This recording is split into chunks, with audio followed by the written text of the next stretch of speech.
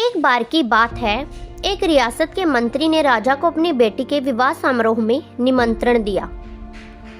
जब राजा अपने परिवार के साथ विवाह समारोह में पहुंचा तो मंत्री उसे सम्मानपूर्वक विशिष्ट आसन पर बैठाने ले गए। तो मंत्री यह देखकर बहुत लज्जित हुआ कि एक सफाई कर्मचारी वहां बैठा हुआ था। उसने सफाई कर्मचारी को सभी के सामने वहां से उठा फेंका और उसे डांटा। सफाई कर्मचारी ने बहुत अपमानित महसूस किया और बदला लेने की योजना बनाने लगा। अगले सुबह जब वह राजा का कक्ष साफ कर रहा था, तभी वह जानबूझकर बड़बड़ाया। राजा कितने नादान हैं। उन्हें यह तक नहीं पता कि रानी और मंत्री के बीच में क्या चल रहा है। राजा आधी नींद में था। यह क्या बकवास कर रहे हो? उसने पूछा। महाराज, मैं पूरी रात सो नहीं पाया तो मैं नींद में बड़बड़ा रहा था, सफाई कर्मचारी जवाब में बोला।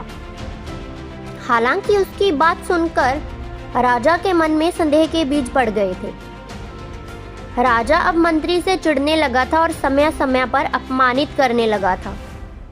एक दिन तो उसने द्वारपालों से यह तक कह दिया कि वो मंत्री को महल में न घुसने दें। मंत्री राजा के व्यवहार से बहुत चकित था, लेकिन कुछ विचार करने के बाद उसे समझ में आ गया कि सफाई कर्मचारी ही उसके लिए जिम्मेवार हो सकता है। उसने उसका अपमान किया था, उसी का उसने बदला लिया है। अब मुझे उसे दोबारा प्रसन्न करना होगा, तभी वह राजा की निगाह में मेरा सम्मान दोबारा दिला सकता है। मंत्री ने सोचा कि एक दिन उसने सफाई कर्मचारी को अपने घर भोजन पर आने का निमंत्रण दिया और कहा, मेरे दोस्त, मुझे क्षमा कर दो, मैंने तुम्हारा अपमान किया था। मुझे गलती का एहसास हो गया है। इन सुंदर कपड़ों को उपहार के रूप में ग्रहण करो। चलो मेरे दोस्त, साथ भोजन करो। सफाई कर्मचारी प्रसन्न हो गया।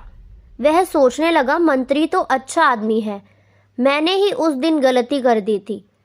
अब सफाई कर्मचारी प्रसन्न था और वह प्रयास करने लगा कि मंत्री के बारे में राजा की धारणा बदल जाए। एक बार जब राजा के कक्ष में गया तो राजा सो रहा था। वह बड़बड़ाने लगा, अरे, राजा का तो दासी के साथ प्रेम संबंध है, बड़ी लज्जा की बात है।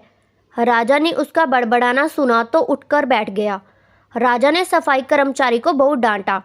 सफाई कर्मचारी बोला, क्षमा कर दे महाराज, मैं पूरी रात सो नहीं पाया, इसलिए दिन में ही नींद में ही बड़बड़ा रहा था।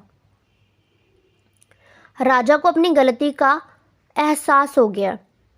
इस तरह की अफवाह के चक्कर में आकर उसने अपने बहुत बड़े सलाहकार की अनदेखी शुरू कर दी थी। राजा ने मंत्री को बुलाया और दोनों फिर से मित्र बन गए।